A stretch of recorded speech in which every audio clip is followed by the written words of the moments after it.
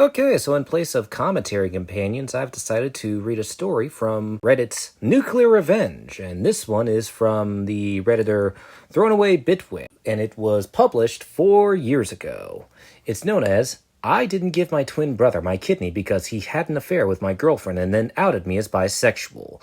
Now, I should give a fair warning. This story contains elements of cheating and also homophobic slurs. And I should also point out that that OP is actually British, but I'm not going to do a British accent, so I'm going to be doing my regular American voice. And I'll also read a bit of some context from Erased by Narcissists, because he actually explains how awful his family is. But yeah, now that I've given you these fair warnings, I just remember that reader discretion is advised. Anyway, let's get on with the story. I was told to post my story here and figured this was my revenge. Cast, fake names for obvious reasons. Me, I'm Ryan. Brother is Sebastian. Mum is Mum, definitely British. Dad is Dad. Sister is Jane. Best friend is Isaac. Cousin is Kai. Backstabbing cow is girlfriend. Husband is Daniel. Now, my name is Ryan, and my twin brother Sebastian and I have never, ever been close. In fact, he made life hell growing up, and my parents didn't help by playing favorites, getting him better stuff on our birthday, only going to see films he liked at the cinema, and giving him extra money for housework despite us doing the same amount of work. He would always put me down, belittle me, bully me with his friends at school, break my stuff and then his, and then blame me, and was just a pain in general. Growing up, the only people I knew to rely on was my older sister Jane, my cousin Kai, and my best friend Isaac, who all knew what an awful person my brother was. Anyway, cut to when I was 17, and I had my first girlfriend, someone I loved very much. We didn't have sex because she wanted to wait till her 18th birthday to lose her virginity, but it turns out that she was having an affair with my brother behind my back for half the time we were together and only got caught when it was revealed she was pregnant. I was crushed. She knew how much I hated my brother, and she saw some of the awful things he did to me, but she still went and did that. Cheating is bad enough, but to do it with him of all people. I punched him in the face and broke his nose and made him lose a tooth, but according to my parents, I'm the one in the wrong, and now we have to help this girl who is carrying my brother's bastard child and have to help support them. The post didn't actually say bastard, but technically, the affair baby is a bastard child. Anyway, my brother then said he had no intention of being a father and told my girlfriend to get an abortion. She then ran out of town and I never saw her again. I don't know if she had the baby or aborted. All I know was that she was gone and my folks were still praising my brother as the golden child. I was still the black sheep and failure as usual. Another year goes past, and me and my brother still despise each other, but I had started dating again. It was a long while, but I found someone. I found a boy that I liked.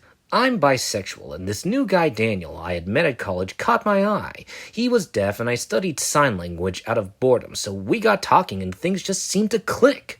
We date, fall in love, bring him to my friend Isaac's party to introduce him to friends, and all feels great. At this point, the only one who knew I was bi was Isaac, but one day, walking into a cinema holding my boyfriend's hand, I bump into my evil twin. He points, laughs, and says some homophobic remarks. I tell him to go fuck himself, and I go see a movie with my arm around my boyfriend. When I got home after dropping my boyfriend home, I knew I'd be facing something as I walked through the front door. I saw both my parents on the sofa, my mother crying about how on earth could she have given birth to someone so disgusting. Was it too much to hope she saw the light and was talking about my brother? But nope! She was talking about me and how I'm a stain on our family's name. My father gets up to yell at me, spout homophobic remarks and slurs. At this point, I see my brother up the staircase with a shit-eating grin on his face. He then comes down and says he's uncomfortable with sharing a room with a faggot, and my folks kick me out there and then. With what little clothes and money I had, I went to Isaac's house, and his family took me in, where I stayed for 6 months, actually experiencing familial love and affection, and Isaac's mother and stepdad I consider my own parents now. Eventually, me, Daniel, and Isaac all get a 2-bedroom flat together, and all is good for the time being. So, cut to December last year. Me and my boyfriend, now husband Daniel, are married. Isaac was my best man. My sister and cousin Kai walked me down the aisle. I have a brilliant job in graphic design, have my own house by the sea, and life has never been better. However, I got a call from my sister that my brother was in the hospital. I hadn't thought about him that much over the 9-year period since I was kicked out, but being reminded of his existence brought up a lot of painful memories for me. I was told by my sister that Sebastian wanted to see me and that it was urgent, so I went to the hospital he was in and met my sister outside the front entrance. I asked her what this all was about, but she doesn't tell me and that I need to ask my twin. So I arrived to where my brother is, who have my parents at his side, and my folks actually look happy to see me, as if what they did to me hadn't happened, and Sebastian also looked really pleased to see me. It's safe to say something was off. Eventually, I ask what's going on and why I was even here, to which my brother tells the family to leave us two alone. He looks so weak, as before he used to intimidate me so much. He told me that he was dying from kidney failure and has been for the past few years, but now he didn't have long left. I knew immediately where this was going. He then said he always regretted that we never got along, at which point I told him no. He looked confused and asked what I was on about, so I simply told him I wasn't going to donate my kidney to save him. He looked as if I had just shit in his food.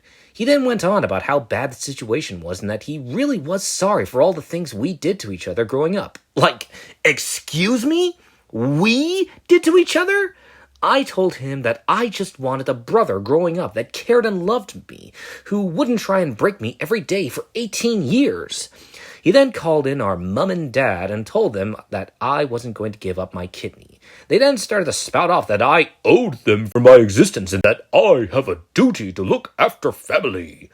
I asked them where that duty was when they kicked me out of the house, or where that duty was every time my brother gave me a black eye, or their duty was to look after their bastard grandchild when Sebastian decided he didn't want to be a father. I said, for all the things he's done, from outing me to having an affair with my girlfriend and abandoning his bastard child, that this was the universe's way, and my way, of finally giving back what he dished out to bite him in the arse. I then turned around and walked out of the room, having that be the last time I ever saw Sebastian again.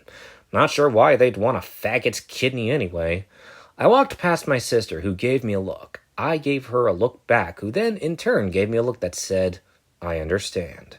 After leaving the hospital, I felt as if a great weight had been taken off my shoulders. I went home and never looked back, pleased with my decision. Now, last week, I get a call from my sister, calling to inform me that Sebastian had died. She asked if I was okay, and I said I was, that I didn't really feel anything in all honesty. She said she understood to a degree, as Sebastian hadn't been all that kind to her over the years either. I had my husband and Isaac there to support me. Honestly, at this point, Isaac may as well be our adopted child, since he's living with us till this whole situation with the whole world is over. Because remember, this post was posted in 2020, which was during the COVID-19 pandemic.